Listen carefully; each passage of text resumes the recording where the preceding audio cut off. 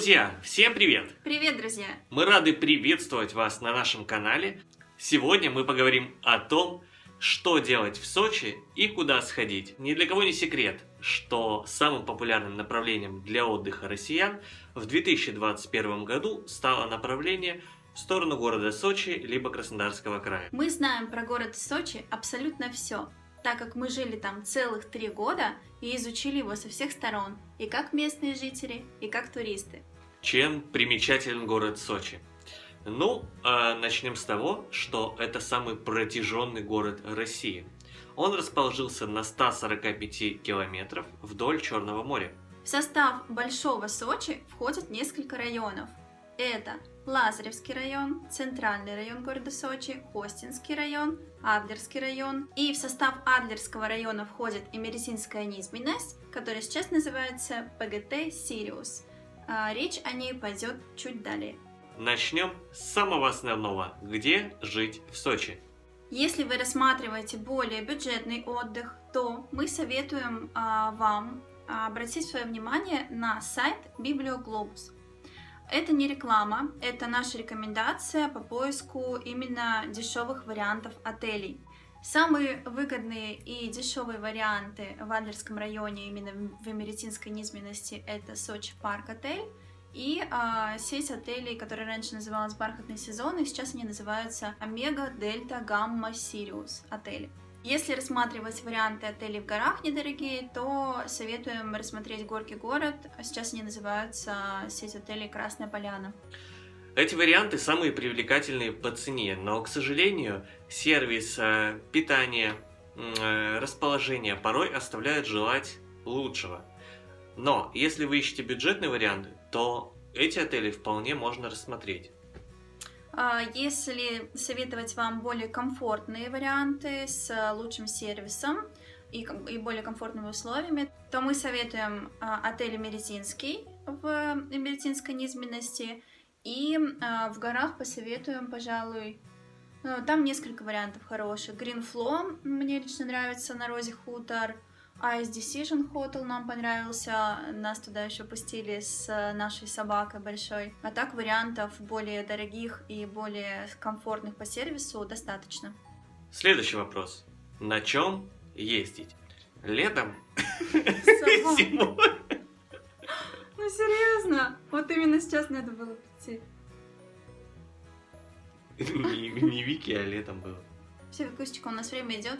Летом? Сука, ты эту фразу. Летом мы категорически не рекомендуем передвигаться на маршрутках, так как большое количество туристов создают, дискомфорт. И сказывается жара и, соответственно, пробки. Большие пробки из Адлера в сторону Сочи и наоборот занимают в дороге достаточно большое количество времени. В пробке вы можете простоять порядка часа или даже 2. Поэтому наша рекомендация это больше передвигаться, например, на электричке, на «Ласточке». Она ходит очень часто, ходит и между Меретинской низменностью до Адлера, до Сочи и даже до Красной Поляны.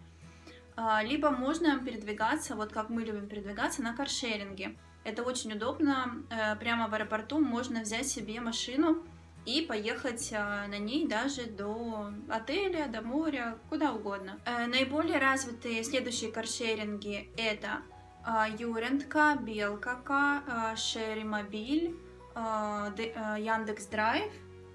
И какие-то из этих сервисов периодически почему-то отключают операторы, поэтому проверяйте на момент просмотра видео, какой сейчас каршеринг доступен в городе Сочи. Следующему вопросу, мой любимый вопрос. Где покушать в Сочи? Сейчас будут наши личные рекомендационы, потому что мы еще те ценители еды, и в Сочи действительно перепробовали все везде. Первое, что мы посоветуем, это место не найти нигде, ни на туристических картах, знают в основном только местные, это Амшенский двор по дороге с Адлера на Красную Поляну.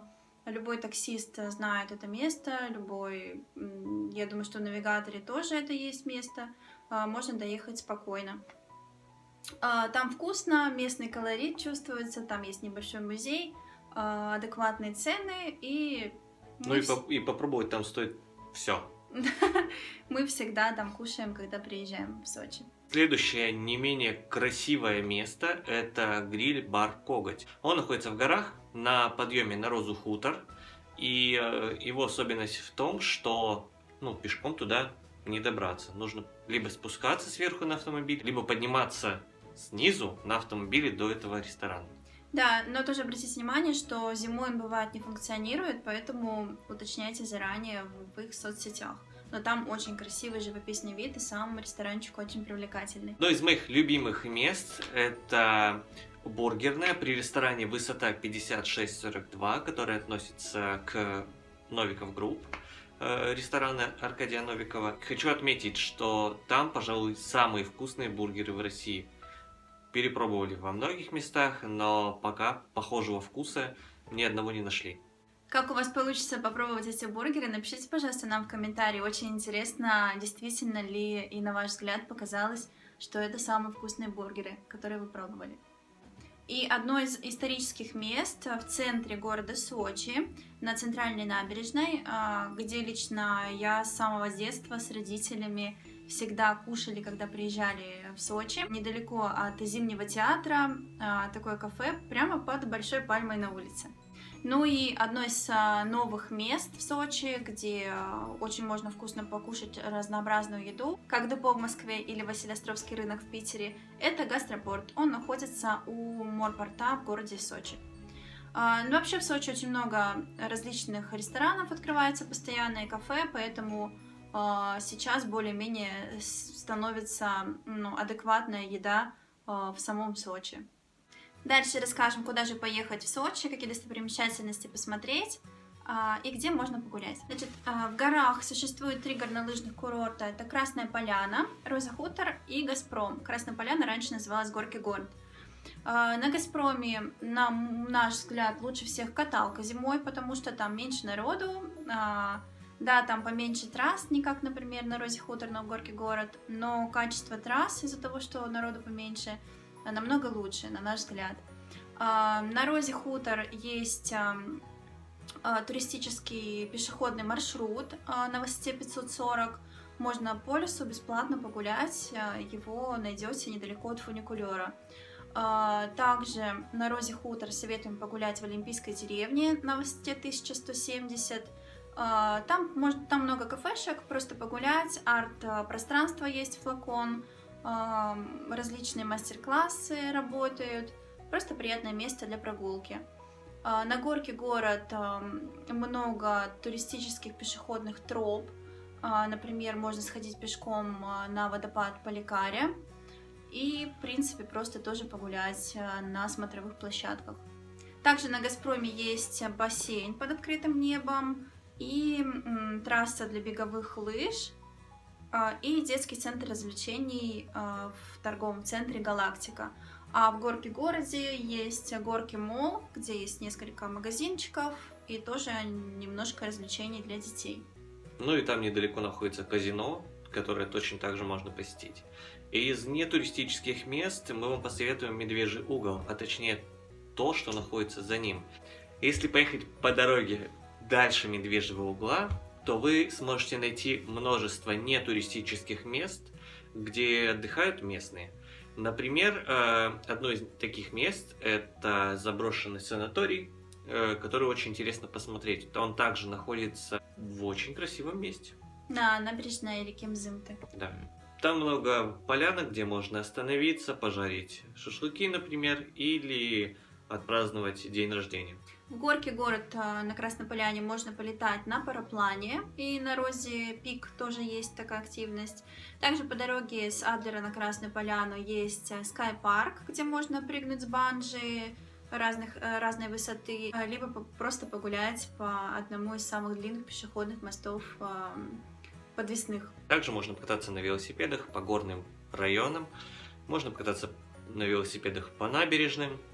Это будет очень красиво и интересно. Также можно посетить экскурсией автодром в Америтинской низменности, где проходит Формула-1. Там же можно покататься на гоночных болидах, естественно, за дополнительные платы. и просто посмотреть, как все обустроено для соревнований.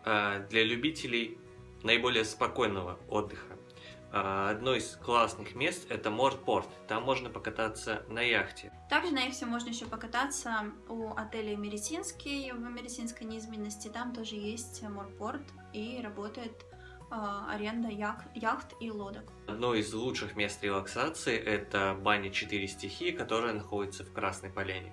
Расположена в наиживописнейшем месте и представляет очень классные спа-программы.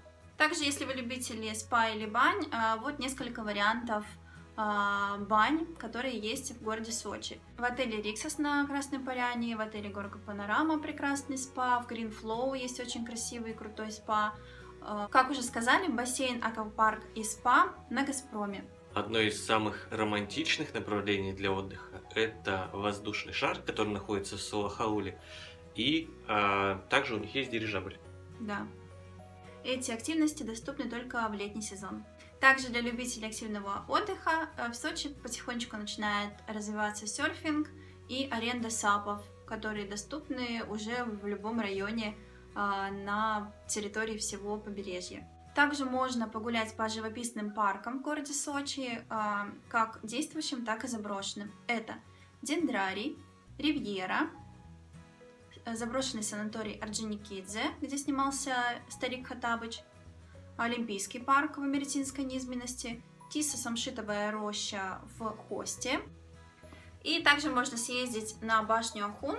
Там очень красивая башня с красивым видом на весь центральный Сочи. Если вы хотите посетить водопады, то мы советуем побывать вам на водопаде Змейковские водопады, Ореховский водопад, Агурский водопад, 33 водопада. Самые лучшие места для купания в городе Сочи являются пляжи Меретинской низменности, но в высокий сезон там много народу.